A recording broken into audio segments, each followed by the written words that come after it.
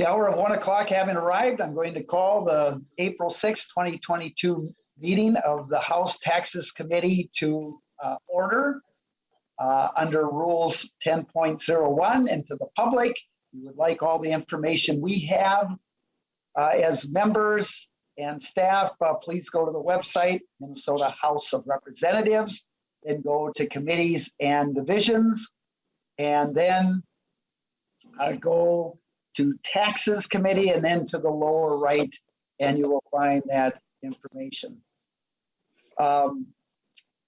With that, Ms. Griska, would you please take the roll? Representative Marquart. Marquart is present.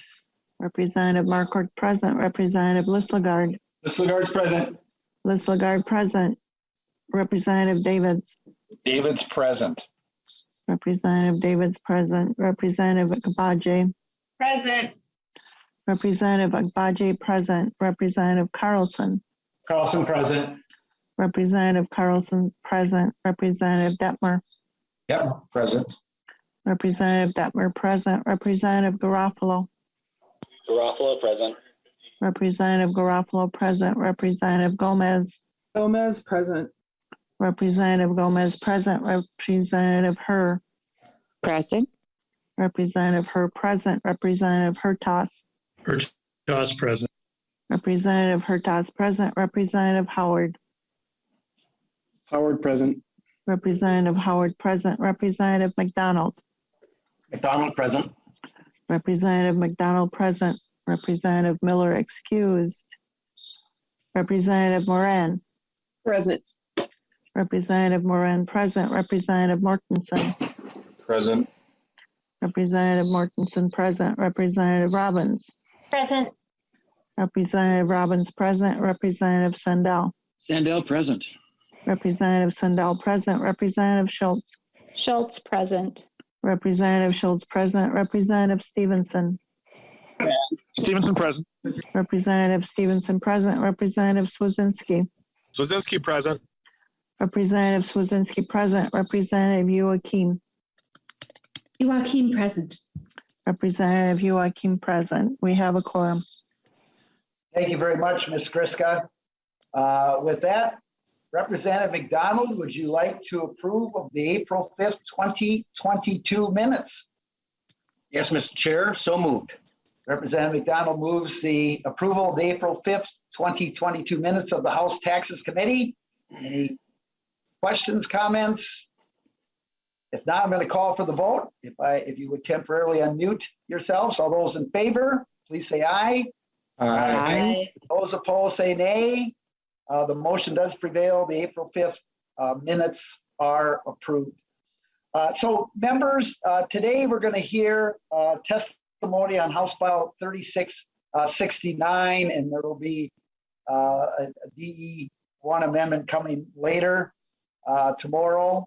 But what I would like to do is give each testifier, we have like 20 testifiers, so about 2 to 3 minutes would be good if we could limit ourselves to that. And towards the end of the meeting, after the testifiers, I'll talk more about the process for tomorrow.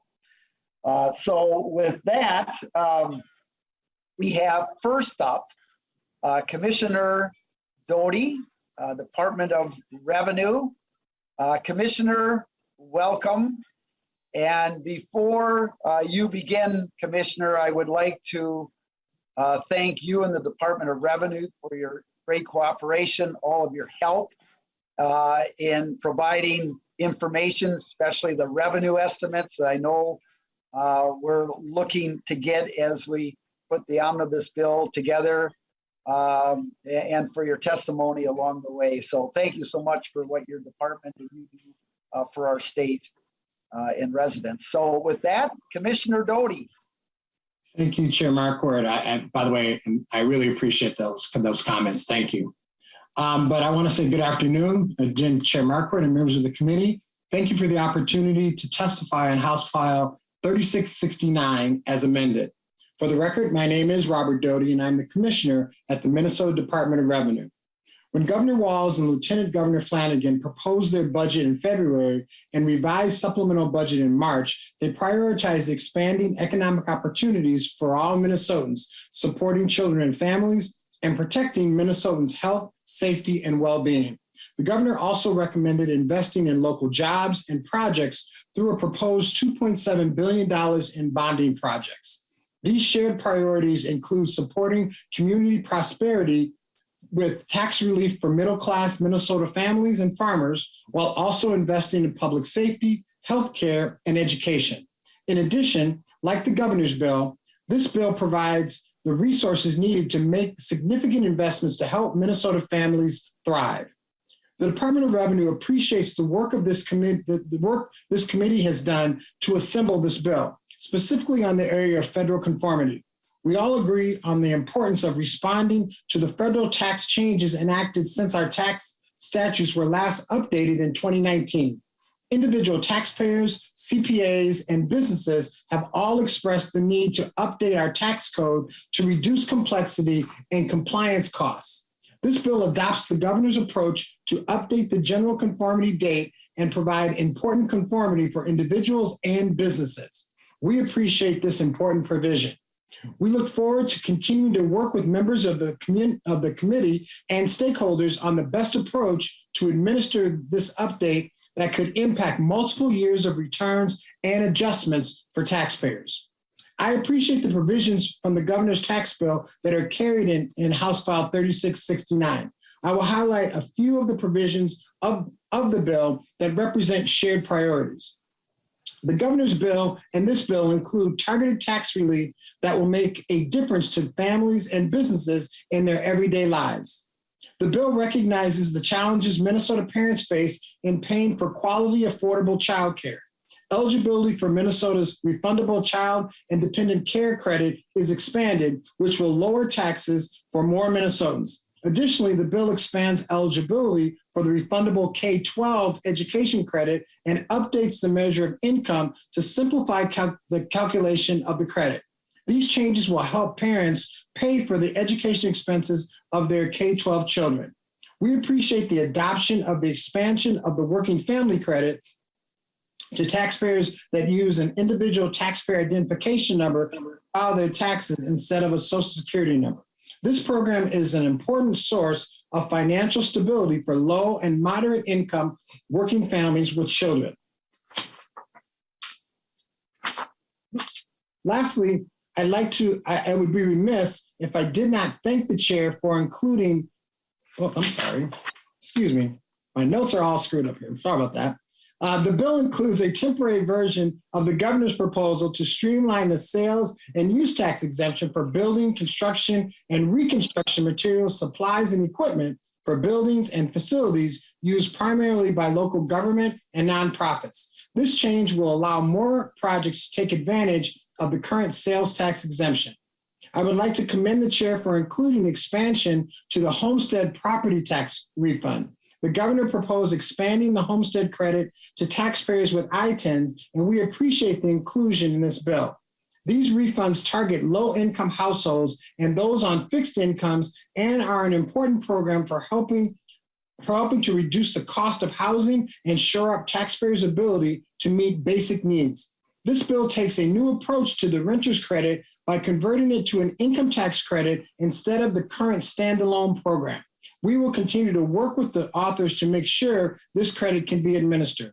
Additionally, we want to thank the chair for including several smaller provisions from the governor's tax bill. This includes increasing the income limit for the senior citizen property tax deferral program and adding hemp to the definition of an agricultural product for property tax purposes.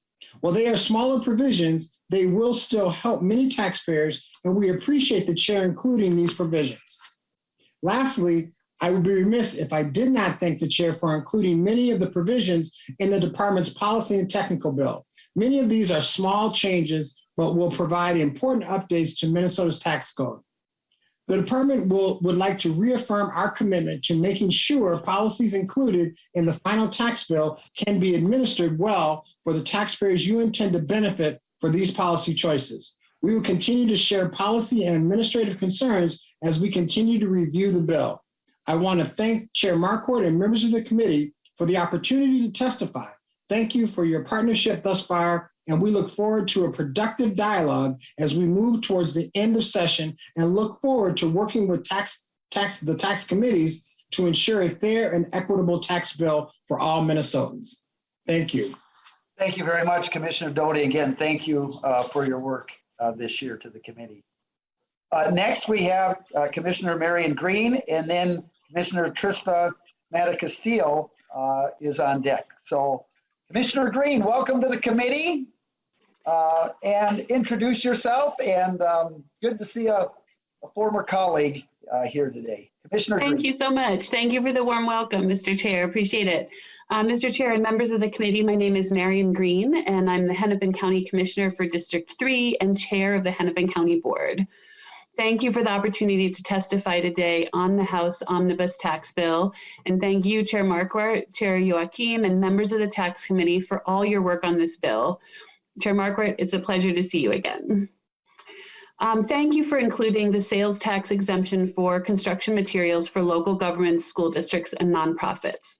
When the state collects sales taxes on construction materials on local public works projects, it drives up costs and ultimately drives up property taxes. We support streamlining the sales tax exemption and applaud your work to fix budget shifts like this one with the state's significant surplus. This exemption will help every Minnesota community deliver important public works projects by making local dollars go further, especially at a time of increasing construction costs. We hope you'll make the change permanent, like as is in the governor's tax bill, so every community has equal opportunity to access the exemption. I also want to thank you for your efforts to make the property tax system less regressive. Affordable housing is a top priority for Hennepin County. We strongly support the provisions in this bill that will increase state resources to support safe and stable housing for all individuals and families. Since 2012, the median valued home in Hennepin County has grown 52%, from $215,000 to $326,300. And over the past 5 years in Hennepin County, we've seen market values increase significantly faster for homes valued below $350,000 and apartments compared to higher valued homes and commercial industrial property. As market values have grown faster, so have the share of so has their share of the property tax levy. We support the provisions in the bill that expand access to the state's property tax refund programs, especially the transformational change to the renter's credit, as well as the adjustment to the homestead market value exclusion.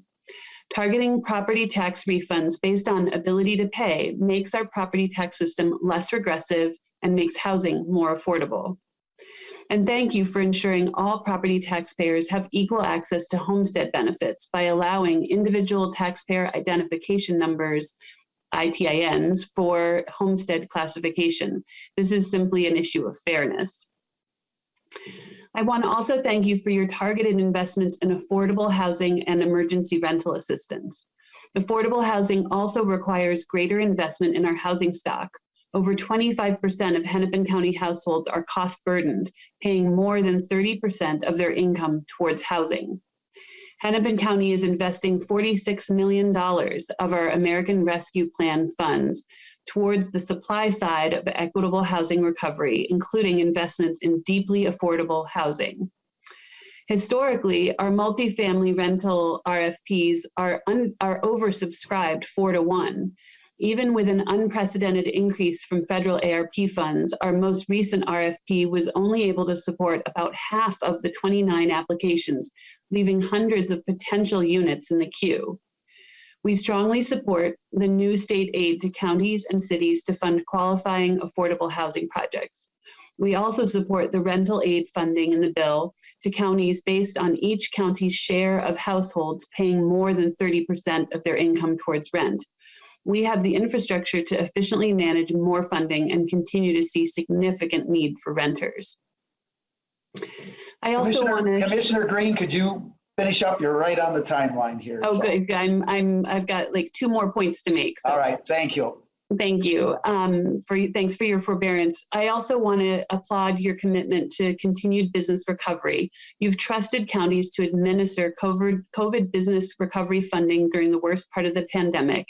We all did our best under difficult circumstances. We faced a lot of criticism, but mostly it's because need outpaced the resources. And I want to specifically thank the authors, Representative Agbaje and Howard, for working to ensure that this increased funding is fairly and equitably distributed.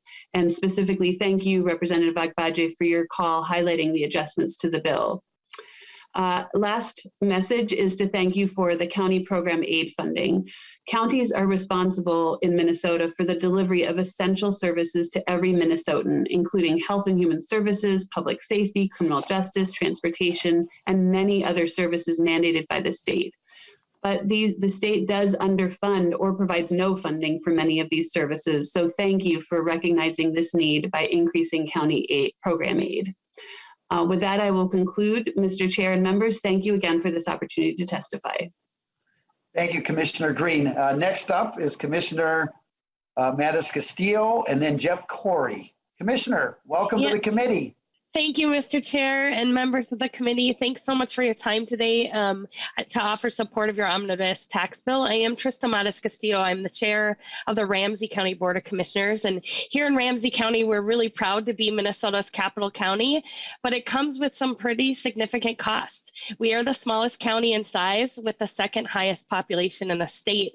And we host many of the state's government offices and facilities, as well as numerous universities, hospitals, houses of worship, and the cathedral, all off the tax roll, which is a huge impact on our property taxpayers. There are numerous provisions in this bill before you that will benefit taxpayers in Ramsey County and all across Minnesota. In particular, I want to express my appreciation for the proposed increases in county program aid, local affordable housing aid, and the various tax credits that benefit renters, seniors, and other homeowners who need the assistance your bill provides. The Ramsey County Board is grateful for your efforts to include provisions that will make our property tax system more fair for all taxpayers and less regressive. This is something that we have supported and advocated for years, and we view this as an important step. At Ramsey County, we approach all of our programs through the lens of maintaining affordability for our residents. We support the provisions in the bill that update and expand access to the state's property tax refund programs and the adjustments to the homestead market value exclusion. We support your efforts to target seniors in need and other homeowners with property tax refunds based on ability to pay. This will help to make our property tax system less regressive, which will have a huge positive impact for property owners struggling with big value increases in Ramsey County communities, most racially diverse communities like Dayton's Bluff and Frogtown. You've included a change to allow property owners to qualify for homestead classification by providing an individual taxpayer identification number. We see this as an equity issue. All property taxpayers deserve an equal access to the benefit afforded with homestead status. That your bill does that. In the same spirit, I want to thank you for your targeted investments in affordable housing and emergency rental assistance. We support rental aid funding in the bill to counties based on each county's share of households paying more than 30% of their income toward rent. We do have the staff infrastructure to efficiently manage such a program, and we continue to see significant need. I also want to thank you for including the appropriation of $10 million in FY22 and in subsequent years to the Workforce and Affordable Homeownership Program from the Mortgage Registry and deed tax revenue. I'll wrap up because Commissioner Greene covered many of my talking points already, and I wanted to say ditto to Commissioner Greene in Hennepin County, but to express our support for including the sales tax exemption for construction materials. I know you've heard about this from other local governments and school districts, but this is going to have a huge impact on us and our ability to continue to provide services. Ramsey County put $37 million of our American Rescue Plan funds into deeply affordable housing, and the city of St. Paul matched that. And so that money will go much further with that change. I do hope that you're able to consider making these changes permanent, like in the governor's tax bill. And just want to say thank you again for your time and your continued partnership to work to meet the needs of our most vulnerable residents. Thank you, Mr. Chair. Thank you very much, Commissioner. Next up is Jeff Corey and then Gary Carlson. Mr. Corey, welcome Good to afternoon. the committee. Welcome to the committee. Please introduce yourself and begin. Thank you, Chair Marquart and committee members. My name is Jeff Corey, and I'm the Executive Director at One Roof Community Housing. One Roof provides a broad range of housing services and programs in Duluth and surrounding communities in northeastern Minnesota. Our work benefits people throughout the continuum of housing needs, from homeless people to people that are precariously housed to working families that, with a bit of guidance and education, can buy homes of their own if they can find any that are affordable. There are two items in the taxes omnibus bill today that I want to address for support. The first is the $10 million annual appropriation for mortgage registry and deed tax growth to the Workforce and Affordable Homeownership Program. Many of my colleagues and I in the Homeownership Minnesota Coalition have been supporting this dedicated funding for quite some time. In fact, this morning when I was preparing my remarks, I recalled that the first time I testified for the bill was on a trip through the Twin Cities to drop my son off at a soccer camp. At the time, he was a sophomore in high school. I'm happy to report to you today that he just graduated from college in December. We've succeeded on a few occasions with our efforts to get funding into the program, but it's been for one-time funding. And while we're grateful for that, the main impetus for the Workforce and Affordable Homeownership Fund was to be able to solidify funding for this work at a level that allows those of us developing affordable homeownership to increase our scale of production to meet the very real needs in our communities. The increase in scale requires an increase in reliable, dedicated funding around which we can plan, secure land, and leverage other resources. And using state revenue growth from the sale of properties in escalating markets to benefit lower income home buyers is an even better idea today than it was 6 years ago when I took my son to soccer camp. It's important that I mention as well that our Homeownership Minnesota Coalition serves BIPOC households at a rate that is 7 times higher than the market. So helping us increase our rate of homeownership development is a direct way to reverse the embarrassing homeownership rate for BIPOC people in our state, which is among the worst in our country. For the benefit of lower income families who could purchase homes of their own if they existed, and especially for people of color who have historically been closed out of opportunities to purchase homes of their own. I urge you to include this funding of $10 million per year in the Workforce Homeownership Program, Workforce and Affordable Homeownership Program in the taxes bill this year. I want to specifically thank Representatives Schultz and Gomez for their continued support of this program over the years. The second item I'm supporting today is the inclusion of community land trust properties in the 4D property tax classification, which will allow for a 25% reduction in taxes for owners of community land trust homes. Here in Duluth and surrounding communities, we have about 325 community land trust homeowners who would benefit significantly from this bill. Rising property taxes are undermining the affordability of these homes, especially in higher value areas. There are CLT homeowners all over the Twin Cities and greater Minnesota who will benefit from including CLT properties in 4D. Mr. Corey, that's, if you could finish, please. I've got 2 sentences, sir. Allowing this cost-neutral change to the 4D program will provide direct affordability assistance to those homeowners and help us continue to maintain the affordability of those homes when they sell. I want to thank Representative Richardson for her leadership on the initiative and Representative Joachim for including the provision in her property tax division report. Thank you kindly. Thank you very much, Mr. Corey. Next up is Gary Carlson, then Patricia Nauman. Mr. Carlson, please. Mr. Chair and members, thank you for the opportunity to testify today. My name is Gary Carlson, and I'm with the League of Minnesota Cities, representing 837 member cities across the state. We have submitted a letter outlining many issues that we have support for in the bill, and I just want to take some time to accentuate 3 items quickly. Number 1, the construction sales tax exemption issue, authored by Representative Swedzinski and also included in the governor's bill, is a very important change in state policy. It will make the current exemption process, which is cumbersome, much more streamlined and allow cities and counties and townships and schools to take advantage of that. Like other testifiers, we would like to see that made permanent. if you could delete that sunset date on page 61, line 31, we would certainly appreciate it. Secondly, the local government aid changes that are contained in Article 5 represent months and months of work by the 4 major city organizations from across the state, with the support of your nonpartisan staff in House Research, Senate Council and Research, and even the Department of Revenue had a staff member helping us with that effort. We reviewed many, many formula factors. We arrived at an improvement over the 2013 formula the last time it was updated. We really urge you to support that and keep that in the bill. The appropriation increase will help implement that and bring us back up to a funding level beyond the 2003 high water mark, Mr. Chair, that you've mentioned before. And finally, I'd like to acknowledge and thank you for the LGA acceleration language contained in Article 10, Sections 1 and 26. That will also undo an early 1980s shift enacted to help balance the state budget. And then one last item, in Article 6, Sections 1 through 11, there are some very technical changes to the TIF statutes, but these represent many months of work that was coordinated by the Office of the State Auditor. And we really appreciate the involvement of the OSA, the counties and city and school district representatives. We'd urge you to support that provision as well. Mr. Chair, with that, I will stay on for any questions. Mr. Carlson, thank you so much. Next, we have Patricia Nauman and then Matt Norris on deck.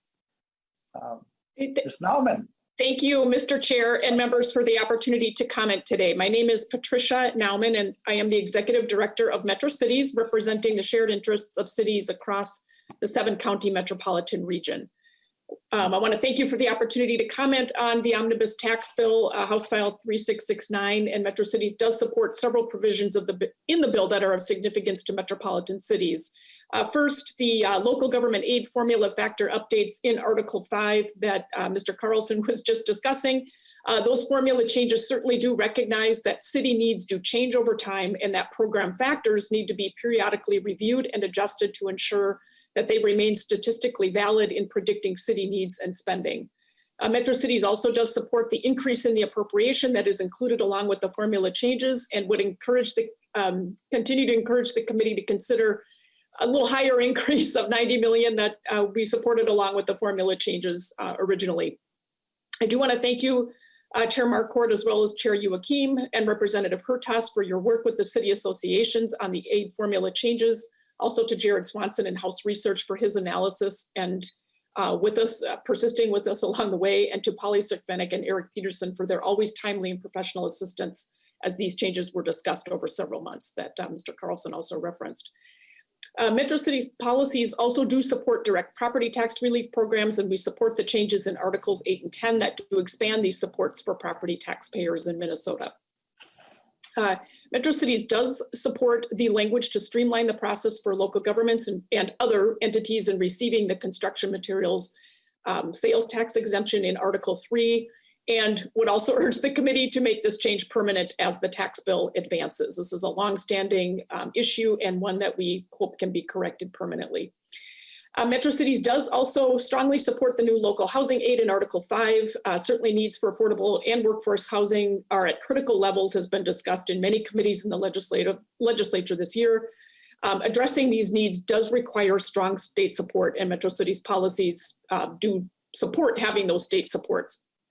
We also appreciate the language that allows cities to transfer the housing aid into a local housing trust fund, which does provide an important degree of flexibility for cities in utilizing the funds.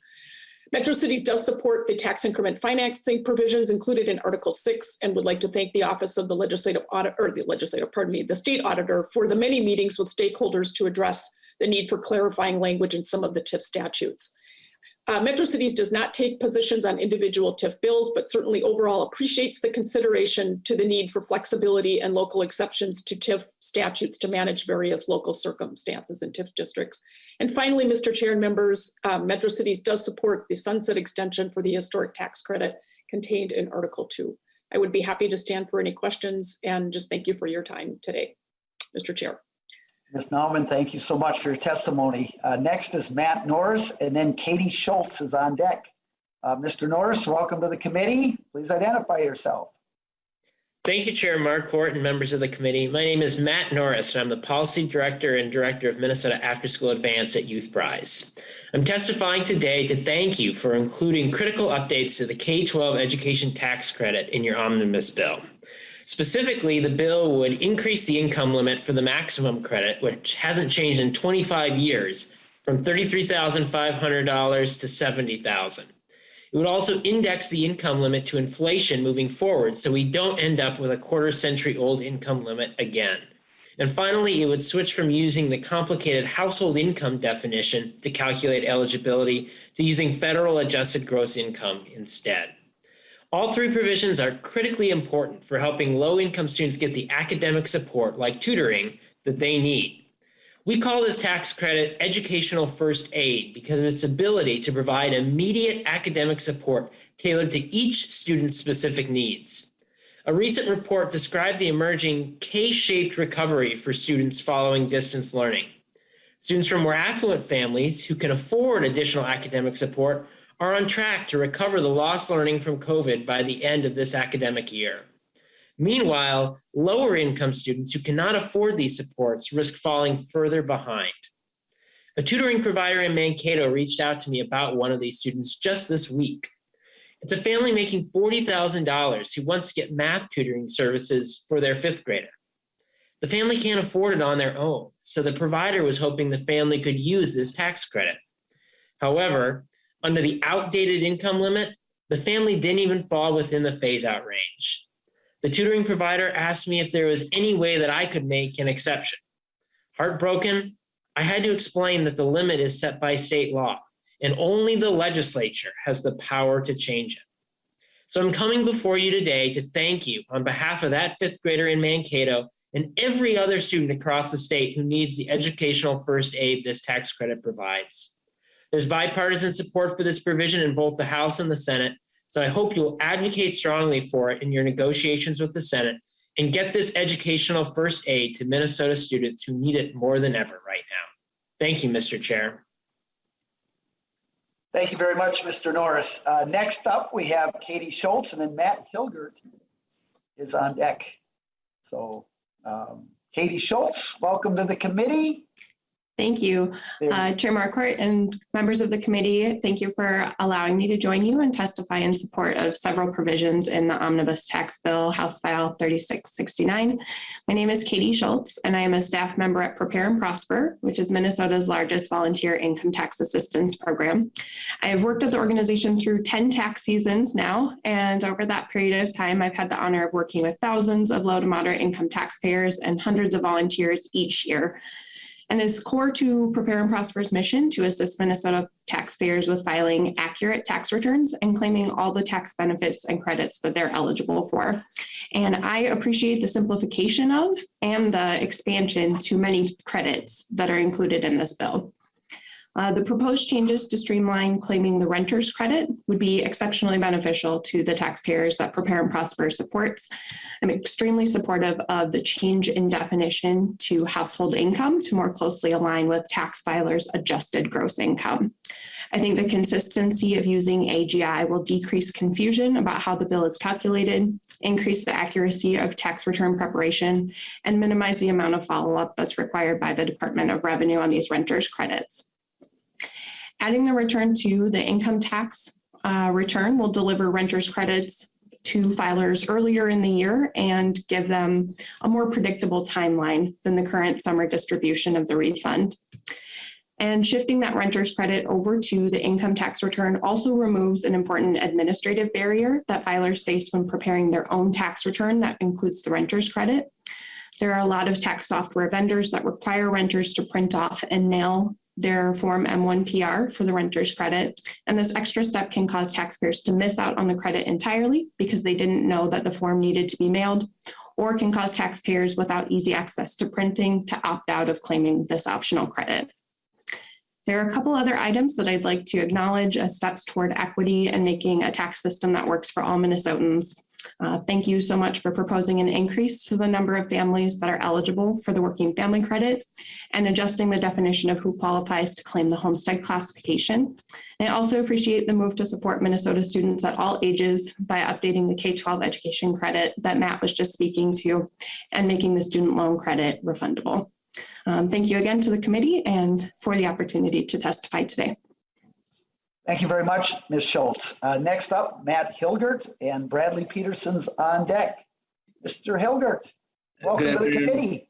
Good afternoon, Mr. Chair and members. My name is Matt Hilgert. I work for the Association of Minnesota Counties. AMC represents all of Minnesota's 87 counties. I'd like to thank members, staff, and nonpartisan research for their hard work on these bills. I know it is a lot of work, and I'm sure your weekends have been pretty busy the last few weeks. I did submit a letter outlining in detail several of our positions on this bill, but I will touch on a few of our priorities.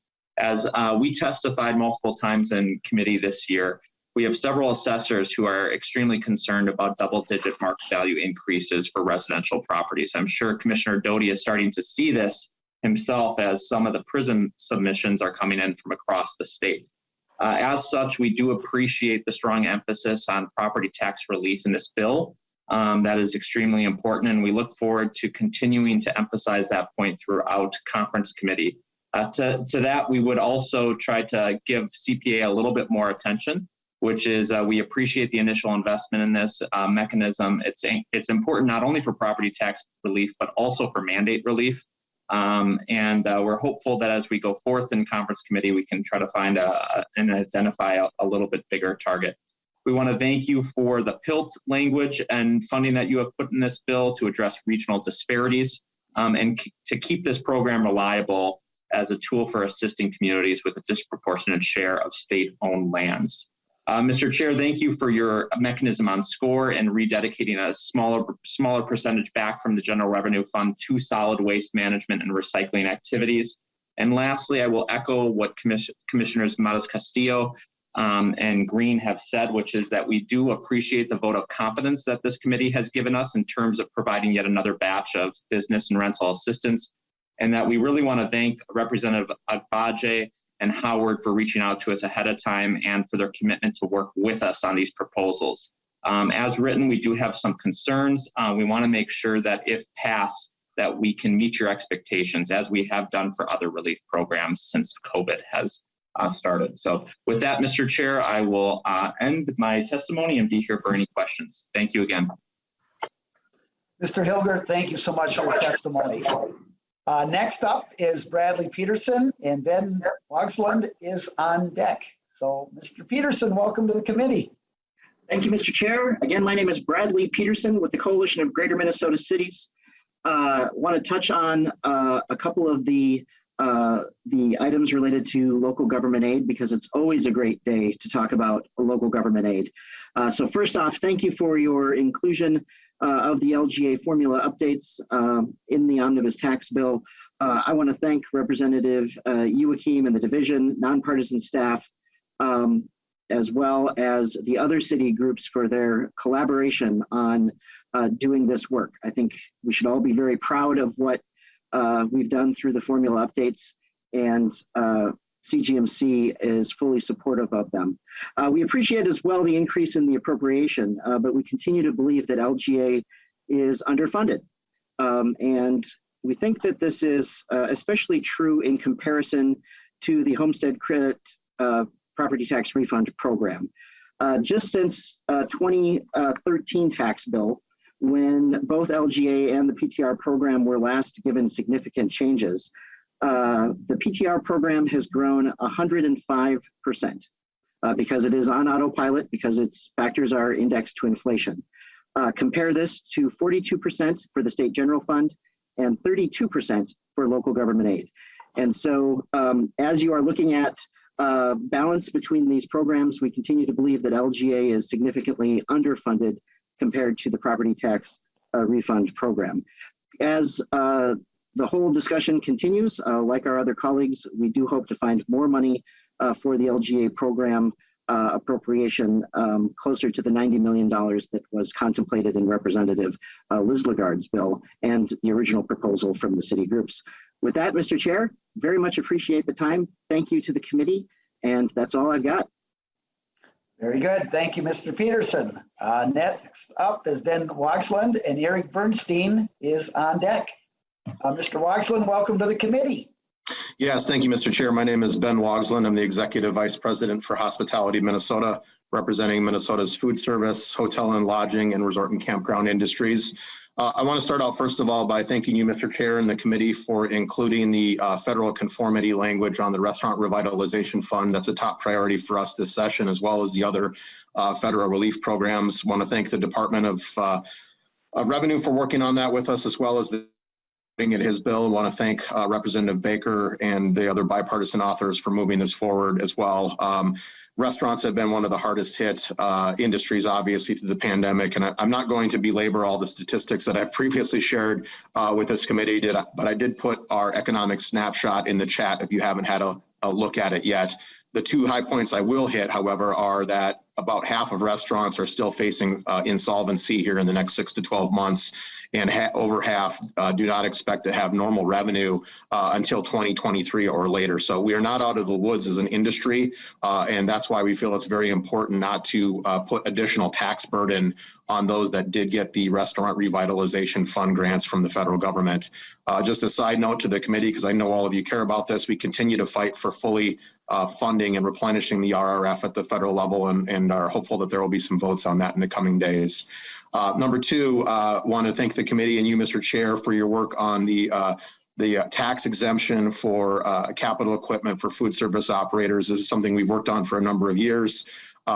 This is a fairness issue. No other manufacturer is taxed on their equipment purchases in this manner. And so we're very happy to see that included in the bill. Want to thank you, Mr. Chair. Want to thank Representative Baker for working on this and being the lead author in the bill, as well as Representative Davids for his work on it over the years. Many restaurants over the last couple of years have taken on significant debt. Our survey with the Federal Reserve indicates that about 2/3 have, and the average debt is around $500,000. So, many of them have had to put purchases for equipment on the back burner. And so knowing they're going to have to do that here just to stay in business and keep their business moving forward, being able to have those purchases be exempt from the sales tax, we view as smart policy long-term, but also as a benefit to them in the short term in this economic recovery over the next year and a half, 2 years here. So again, thank you for the inclusion of that provision. We do want to express concern about two provisions in the bill related to the lodging tax. Minnesota's lodging tax, the longstanding policy of the state is that local units of government can put a lodging tax in place for 3%, but that 95% of those proceeds are supposed to go to the promotion of tourism and travel, basically putting heads in beds, as folks in the lodging industry like to say. The provisions in the bill to redirect those funds for capital projects in both Woodbury and then also in Plymouth to extend and eliminate the sunset on that lodging tax expansion for capital projects is of great concern to the hotel community, both in those two cities, but also more broadly as a precedent. We've seen in recent news reports that dozens of hotels in the suburbs and exurbs, including in Woodbury here in Minnesota, are currently on a watch list for potential failure. We know that over half of hotels indicate that they will not get back to normal revenue until 2023 at the soonest. So we have concerns about those provisions. The capital projects in those cities, I'm sure, are wonderful projects. We think that there are better ways to fund them and more fair ways to fund them than to place another tax, to put this tax on hotels and demand that they pay for those projects. So we just want to put those concerns on the record, and happy to talk to you, Mr. Chair, or the authors further offline after this to flesh that out further. But thank you again for the time and ability to testify on this bill and all of your work here. We know that there are so many challenges facing the state right now. You all have a tough job, so appreciate you. Thanks for the work, and let us know how else we can be helpful going forward. Thank you very much, Mr. Wogsland. Next is Eric Bernstein, and Nan Madden is on deck. Mr. Bernstein. Chair Marquart and members of the committee, my name is Eric Bernstein, and I am Policy Director at We Make Minnesota, which is a coalition of labor and community groups united in support of a more equitable budget. Thank you for having me here today to share our perspective on House File 3669, the Omnibus Tax Bill. Our coalition appreciates the majority of the major change provisions contained in this bill. In particular, we're pleased to see a substantial expansion of the dependent care credit and the student loan credit, as well as the creation of local aids for renters assistance and affordable housing. Together, these programs represent important investments in the stability and welfare of lower income Minnesotans struggling to get a foothold in an unequal economy. Additionally, the conversion of the renter's property tax refund to an income credit is a major step towards more fair and progressive property tax system overall. By helping more renters take up their refund, this policy will ease housing cost burdens and greatly increase tax parity between owners and renters. And while we do not support some revenue reductions, such as the increased Social Security exemption, we appreciate that HF 3669 mostly protects revenues that Minnesota needs for schools, infrastructure, childcare, and other essential public services that are drastically and perennially underfunded. As a reminder, when measured as a share of the economy, Minnesota is currently spending about 15% less on all public goods and services than it did during the 1990s. And while it is often said that Minnesota is a high tax state, the reality is that our relatively higher taxes are balanced out by lower charges and fees in other areas. Minnesota ranks number 8 in total state and local tax revenue, but 19th in total own source revenue. Simply put, Minnesota is not a particularly high spending state. Schools are receiving less per pupil funding than they did in prior decades, and other foundational systems from healthcare to higher ed have not received the support they need to keep up with an aging population and a changing economy. Chair Marquart began this session by emphasizing the threats posed by a shrinking workforce and growing senior population. HF 3669 takes some important steps towards improving our long-term outlook by addressing the economic well-being of young people and families in Minnesota. But the bulk of that work must be done by supporting the schools, parks, universities, and many other public amenities that have made Minnesota a quality of life standout in the region and in the country. We want to thank the committee for its commitment to funding these basic social building blocks and for rejecting the failed ideology that has pushed other states to enact large, top-heavy tax cuts that will wreak havoc on public services, public well-being, and long-term economic prosperity. So those are the bulk of my remarks, but on a personal note, I think this is probably the last time I'll testify in committee with Chair Marquart running the show. So Chair Marquart, I just want to thank you for your leadership during the last 2 sessions in which I've frequented these hearings. Please don't hold it against him. But I really can't imagine a tax chair handling very divided perspectives with any more grace and geniality. And it's obvious that you're universally respected. And I hope that the legislature recognizes your wisdom by granting you the final parting gift of passing the important and well-reasoned investments contained in this bill. So thank you very much. Thank you very much, Mr. Bernstein, for those comments. Really appreciate that. Thank you. Next is Nan Madden, and then Isaac Meyer is on deck. Ms. Madden. Thank you, Mr. Chair and members of the committee. My name is Nan Madden. I'm director of the Minnesota Budget Project, and I appreciate the opportunity to testify today on House File 3669, the Omnibus Tax Bill. The resources available in the 2022 legislative session represent a historic opportunity to build towards a future in which all Minnesotans can thrive. This Omnibus Tax Bill includes important targeted tax policy provisions to address the challenges everyday Minnesotans are facing and take aim at income and racial disparities. Perhaps the most exciting component of this bill is the high impact changes to the property tax refund for renters, commonly called the renter's credit. The bill simplifies the income definition and the process for applying. As a result, an estimated 120,000 Minnesota households would start receiving the renter's credit. These are folks who already qualify but are not claiming it. An additional 36,000 renter households would qualify for the credit. Many renter households would receive a larger credit than under current rules, and renters would get their tax credits much sooner after they file their income taxes. All of this while maintaining the sliding fee structure of the renter's credit that prioritizes those with the lowest incomes and folks whose property taxes are particularly high in relation to their incomes. We've heard from Minnesotans how they use their renter's credits so they can balance the challenges of paying the rent and paying for other basic expenses, whether that be car repairs to get to work, back to school supplies, or just basic toiletries and groceries. This bill's changes to the renter's credit, as well as the property tax refund for homeowners, will provide an even more powerful economic boost to struggling workers, seniors, people with disabilities, and families all across the state and to their local economies. And you have a letter in your packet with a list of the range of partners supporting property tax refunds for homeowners and renters. I also want to thank you for including other tax policies so that low and moderate income Minnesotans can better afford the costs of raising a family, starting a career, and maintaining a home, including the long overdue updates and simplification of the K-12 education credit, addressing arbitrary restrictions that are keeping some homeowners from gaining homestead status and some workers and families from accessing the working family credit, expanding tax credits for childcare expenses, which we see as an important companion, but not a replacement for increased funding for childcare assistance and early education programs, expanding the student loan credit and reaching more lower income folks, as well as several federal conformity items on similar topics. This bill would make a meaningful impact in Minnesotans' lives through tax policy, and it takes a fiscally responsible approach that allows for sustainable investments in a stronger, more equitable future in other parts of the budget. Thank you. Thank you very much, Ms. Madden. Next up is Isaac Meyer, and then on deck, Matt Mossman.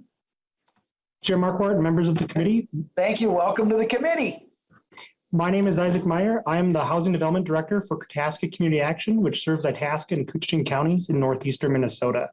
Thank you for the opportunity to testify today. I'm here to say a sincere thank you to all of you on this committee, and especially Representative Marquart and Representative Joachim for your inclusion of provisions to extend the state historic rehabilitation tax credit in the Omnibus tax bill. As you know, the credit has generated over $5 billion in activity for our economy since 2011 and has generated thousands of good-paying jobs across the state. The credit has yielded more than a $9 return for every dollar of investment, and for Greater Minnesota projects, the credit has yielded more than a $16 return for every $1 of investment, becoming a critical source of capital for community and business development and much-needed market rate and affordable housing across the state. Thank you for proposing the extension of the historic rehabilitation tax credit until 2030. 8 more years will allow cities and towns across Minnesota to save dozens more historic buildings, create thousands more jobs, and invest in our community's future.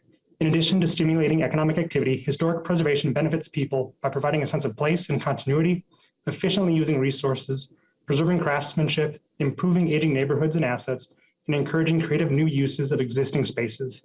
For me, the inclusion of the historic tax credit in this bill means creating more opportunities across our state, housing more people, and ultimately creating a better and more sustainable future for us all. Thank you for your time. Mr. Meyer, thank you so much for that testimony. Next up is Matt Mossman, and on deck, Netlitha Sumo. Mr. Mossman, welcome to the committee. Thank you, and good afternoon, Mr. Chair and committee members. Matt Mossman, Executive Director of the Minnesota Inter-County Association, and we represent 15 of Minnesota's larger and faster growing counties. Micah submitted more detailed written testimony on 3669, and so I'll simply emphasize a few key priorities here, and just a bit of framing for that. You know, property taxes is the second largest revenue source for Minnesota state and local governments. And for counties, the property tax now accounts for about 45% of all county revenues. That's up from about 36% 20 years ago. And during that time, local aids have not kept pace with inflation. And so we really appreciate that House File 3669 recognizes and strengthens many of the key aid and credit mechanisms that have long been critical to funding joint local efforts, state-local efforts for local programs, and to help moderate local property taxes. Micah appreciates in particular and supports 3669 provisions that would make the general fund refund, the general law refund available for all state sales taxes paid on the purchase of construction materials by local governments. Thank you very much, Chair Marquart and committee members, for including that provision for 18 months. A general law change is really good tax policy. It treats all projects fairly and keeps local resources focused on the needed infrastructure improvements across the state. And so, like others have said, we do hope that there's an opportunity to make that permanent going forward. We also really want to call out and thank Chair Marquart and Joachim for recognizing that county program aid warrants an increase, and we would, of course, support a larger increase if the opportunity arises that's commensurate with LGA and past inflation. We also support the increased payment in lieu of tax payments. These proposed per acre payment levels for natural resource lands and the future indexing is needed to ensure that PIL addresses a key statutory goal for that program, which is to fund areas of the state where disproportionate shares of tax exempt natural resource lands are part of the property values that are excluded. We also support the expanded eligibility for the senior deferral property tax program and the redirecting of a portion of the solid waste management tax that now goes into the general fund instead to SCORE grants to help refund the reuse and recycling efforts that it was really originally intended to do when that tax came along. Finally, we support the new local affordable housing aid program that's in Article 5, Section 16. Increased investment in affordable and workforce housing is a critical need in communities across the state.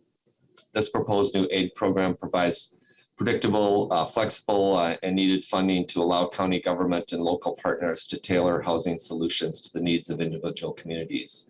Ms. Mossman, time is up. Yep.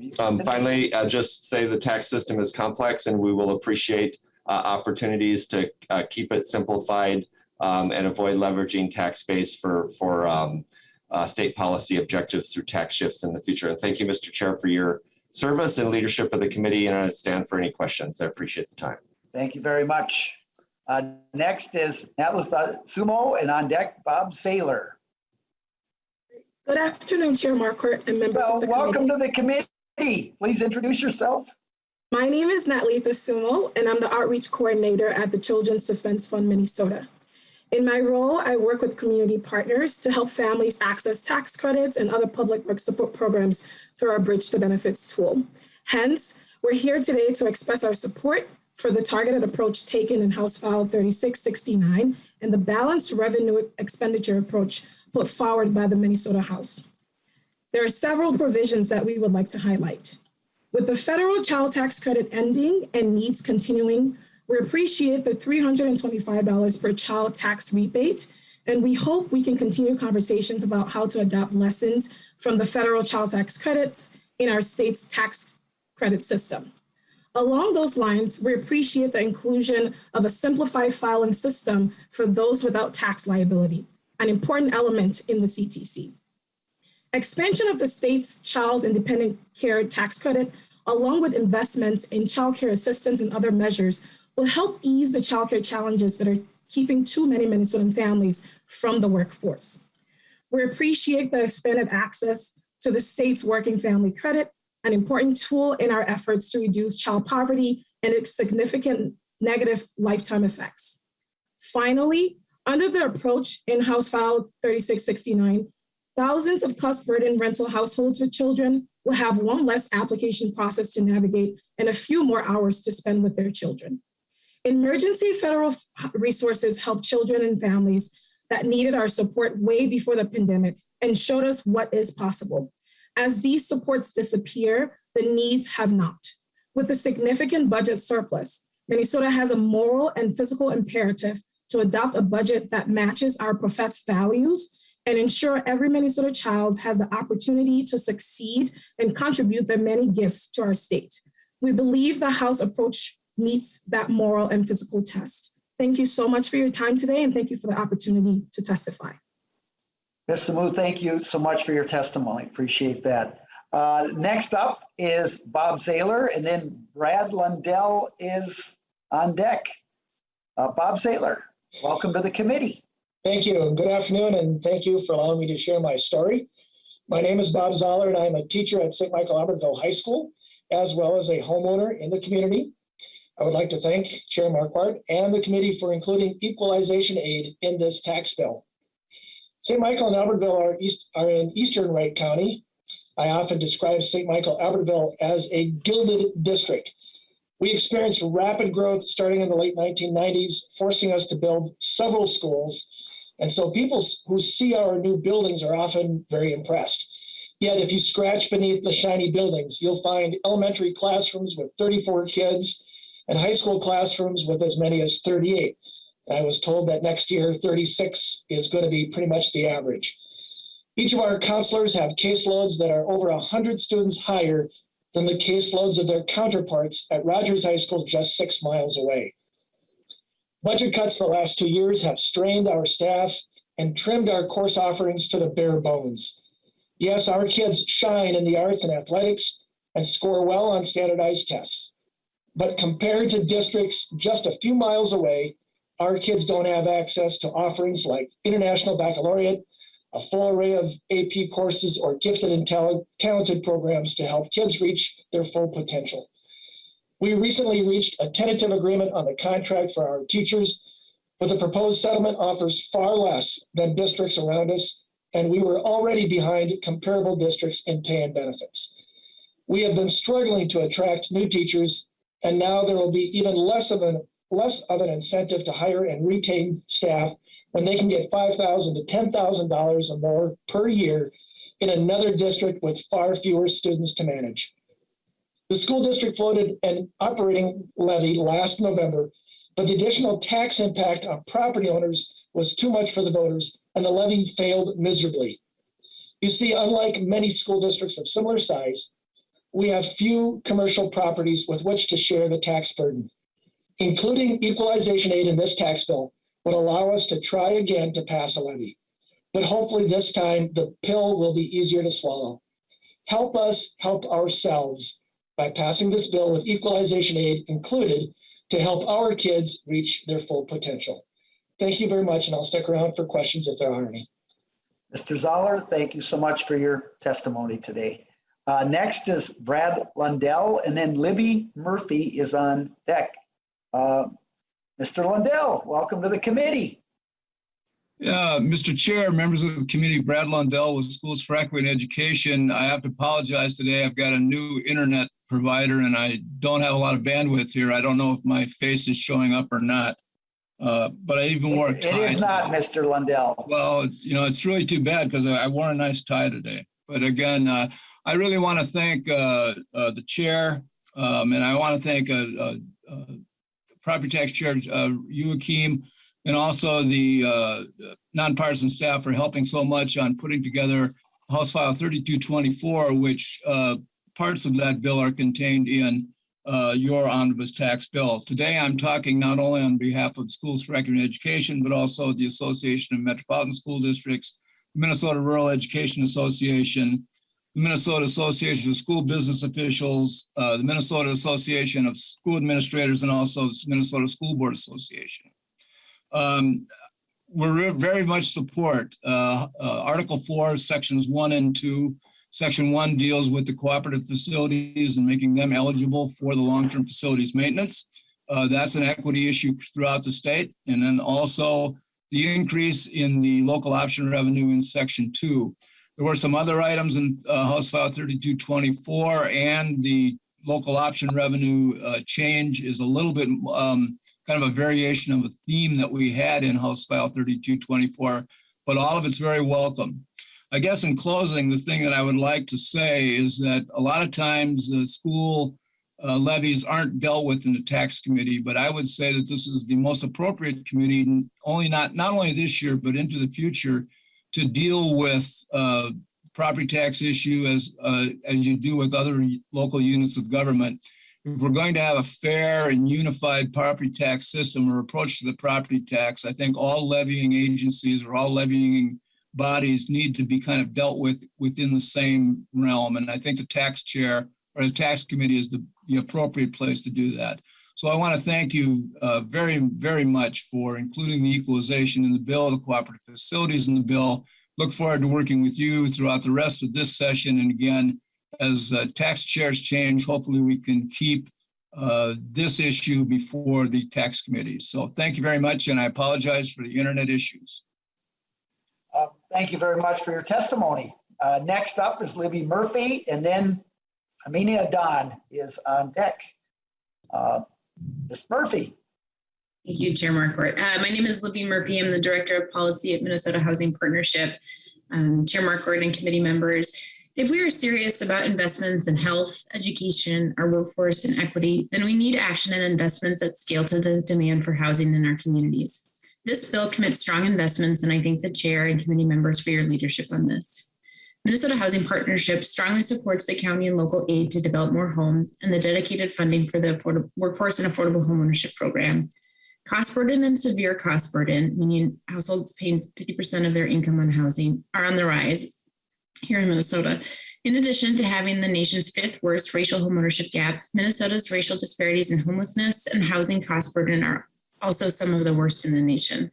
Minnesota needs to build more homes, especially for our lowest income renters and first-time homebuyers. These investments will help us do that.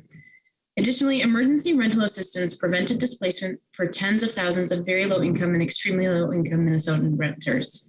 These are the households that were disproportionately experiencing cost burden and severe cost burden prior to the pandemic.